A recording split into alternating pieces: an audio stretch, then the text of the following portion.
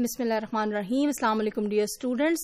The current session focuses on language teaching methods in English for specific purposes, introduction.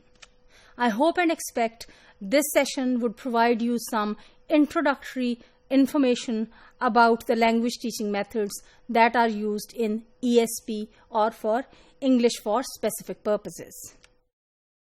Well, my dear students, ESP instruction has long been designed, implemented and evaluated to meet the bourgeois professional and academic communication needs. And the primary goal has always been to equip learners with ESP competence or the ability to function in English-mediated professional or academic encounters.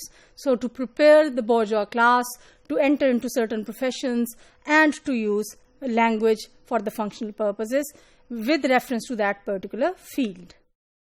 Growing needs for ESP instruction have been driven by diverse needs of many speakers of English as an additional language, that is EAL, that has emerged recently, working for multinational firms and taking English medium undergraduate and postgraduate programs, etc., as is claimed by Widodo 2015.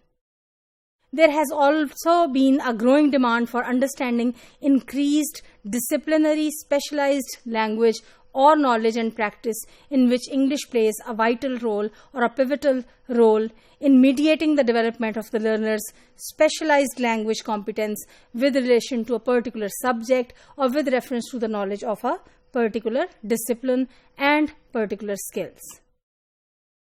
ESP continues to evolve as the profession of ESP, as the profession of English for specific purposes comes a long way.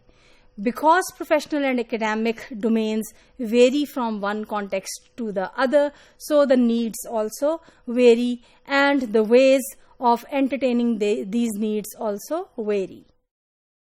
English, for example, for vocational purposes now is not an exception to that. So more recently, EVP or English for vocational purposes is very much emphasized when it comes to language teaching methods in ESP. EVP under the umbrella of ESP has gained its prominence through the recent years especially.